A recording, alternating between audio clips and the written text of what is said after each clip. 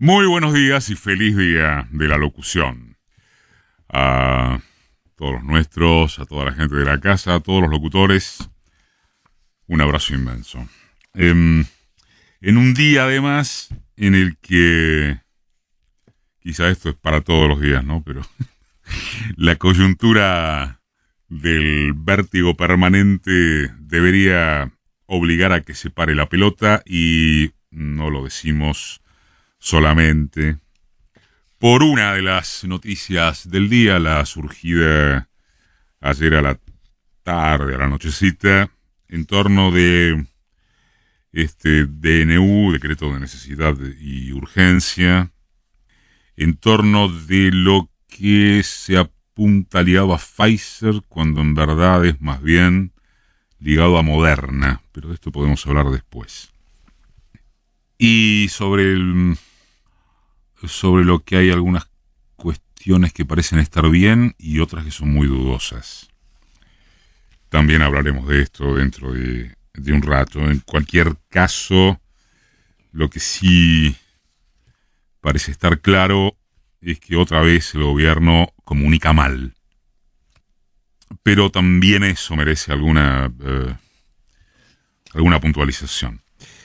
Cuando decimos que la coyuntura, el vértigo obligan a parar la pelota, referimos a compeler a que se intente zafar, aunque sea de esta dinámica, sobre todo mediática, enloquecida, en que asoman trascendentales temas como un puñado de argentinos varados en el exterior, o el hecho de que Casa Rosada persiste en ir detrás de la agenda que le estipulan unos entrenados alborotadores de la oposición, que a su vez tiene su propio alboroto, ¿no?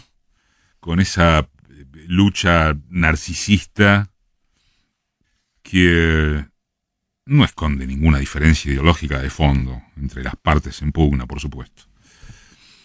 Cuando se habla de lo comunicacional, y específicamente de las fallas que el gobierno tiene en el área, suele olvidarse que una comunicación buena, regular o mala depende de la política, de las decisiones y rumbos generales, de la convicción e inteligencia con que se actúa.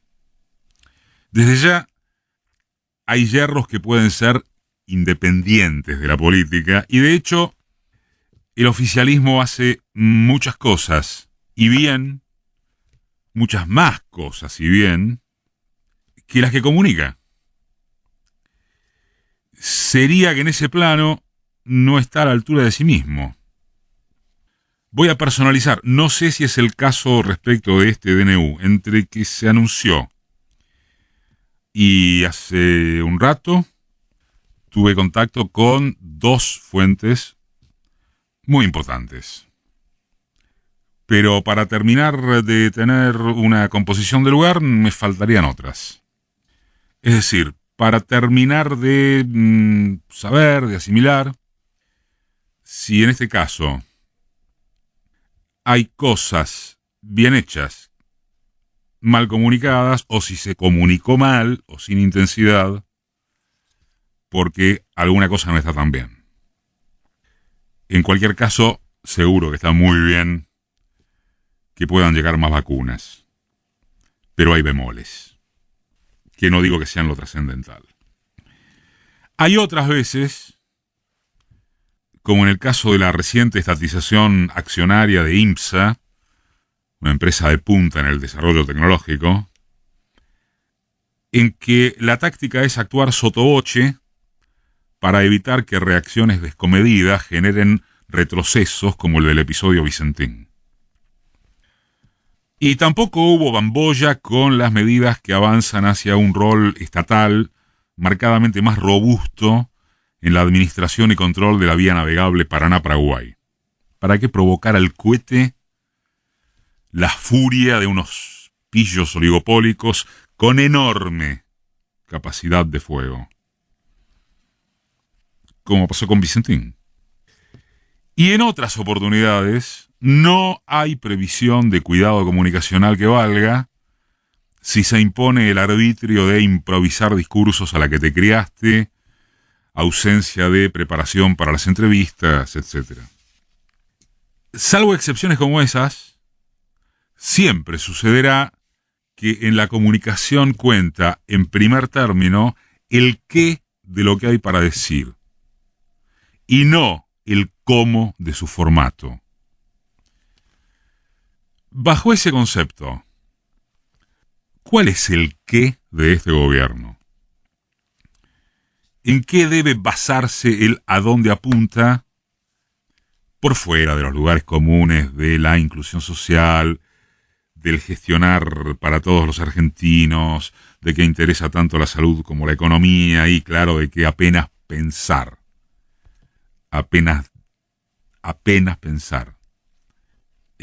en lo que hay en la vereda opuesta, más vale refugiarse en la propia. Podría arriesgarse que la palabra es recuperación. Y solo después, pero no demasiado después, la proyección hacia un modelo productivo diferente. Eso radicaría en A, el recorrido por la vacunación conseguida y a conseguir, la reactivación en cifras incluso mejores que antes del bicho, y de qué manera eso se sentirá en el bolsillo. No sirven los grandes títulos si la percepción masiva no es prácticamente inmediata. Es así. Y B, o regulado en simultáneo, el oficialismo necesita diseñar un horizonte de crecimiento. Es inconducente entrar en la falsa polémica de si tal cosa requiere llamarse existencia de plan, como asusa la derecha, pero sí, sin pretensiones de ser chinos, vale presentar, ¿no?, cierto esquema de cómo se piensa el mediano largo plazo. Un país anclado en la agroexportación porque sus ventajas al respecto son o seguirían siendo formidables, y entonces cabe sacarse anteojeras ideológicas. Un país fondeado en vivir con la nuestra, de orientación o marcada presencia estatalista y estímulo microproductivo aprovechando las ventajas de su naturaleza. Un país apuntado a la integración regional o sumamente pragmático en las relaciones internacionales que le convengan. Un país, mientras tanto, lo que se diría es que al gobierno le faltan firmeza y seducción de cara a las franjas más jóvenes, jubilados, a los sectores más jodidos por la pandemia, a las porciones de clase media baja que no encuentran motivaciones atrayentes. Le falta sintonía con problemáticas de derechos laborales, de superación en los planes asistencialistas, de ecología, de impulso a los actores de la economía popular, de trazados concretos sobre diversificación de la estructura económica para favorecer al mercado interno, justamente. Y ahí sí, cuando tiene alguna parte de eso, no sabe comunicarlo. En otras palabras, se diría, uno es cuidadoso, pongámoslo en potencial a este tipo de señalamientos, que al gobierno le falta transmisión de épica. Para más temprano o no mucho más tarde, antes o luego de las elecciones, tendrá vigencia creciente que la fuerza del Frente de Todos es volver a enamorar o persuadir a través de proceder en consecuencia. Uno puede anotarse a la cabeza, y así lo hace, creo que aquí se hace todos los sábados, entre quienes advierten que lo primero a no perder de vista es esa oposición bastante más grave que un mamarracho. No tienen pudor intelectual alguno, no tienen fronteras para sus bravatas violentas, no les preocupa en absoluto carecer por completo de una sola propuesta alternativa, siquiera forzada o mínimamente creíble respecto de algún tema. no se ruborizan hablando de comunismo o libertad, de Argenzuela, de que está en serio peligro la libertad de expresión, de que todo el país es un encierro porque en plena pandemia y bajo el acecho de la variante más contagiosa del virus, si te vas así fuere por turismo, no se sabe si podés volver cuando se te cante. Y eso no es nada, ¿eh?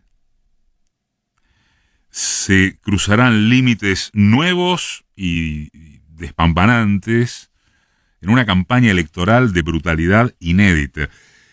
El colega Hugo Pressman recordaba en estas horas la respuesta de Jorge Rivas en una entrevista de hace justo 2 años ante la consulta sobre qué le entusiasma del kirchnerismo. Sus enemigos, contestó Rivas, el exdiputado que sigue siendo uno de los políticos más lúcidos de todo el escenario. La alusión a kirchnerismo se amplía hoy a la variopinta coalición gobernante respecto de lo que hay enfrente.